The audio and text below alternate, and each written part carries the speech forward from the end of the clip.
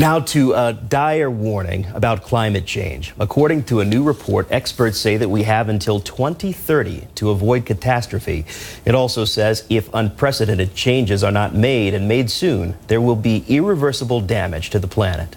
The report focuses on what could happen if global temperatures rise by more than 1.5 degrees Celsius or 2.7 degrees Fahrenheit. It would likely mean more erratic weather, dangerous heat waves, rising sea levels, and dying coral reefs. CNN meteorologist Ivan Cabrera is in the International Weather Center following this story. And Ivan, what more can you tell us about this very dire warning?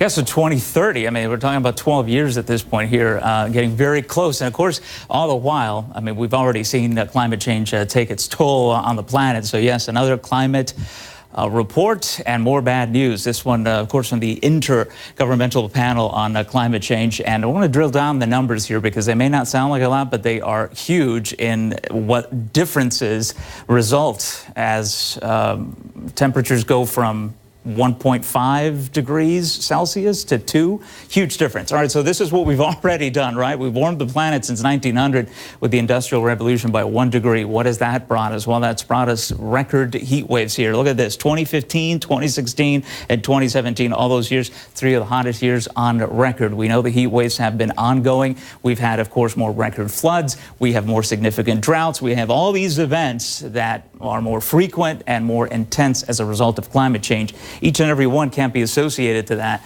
but the frequency and their intensity certainly will be over the next several decades. So this is what the report is coming up with. This is what George was talking about. 2030, CO2 emissions, got to get them down by almost half.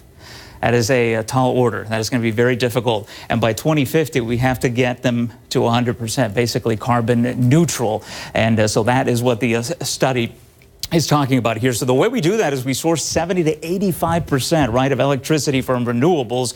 We put a price on greenhouse emissions, and then we use technology to remove the CO2 that we've already pumped into the atmosphere out of there. With the Paris Accord, that's a step, but it's not enough. That'll get us to between 1.5 and 2, and we have to continue to bring that down. Otherwise, it's going to be exponential as far as the damage to the planet.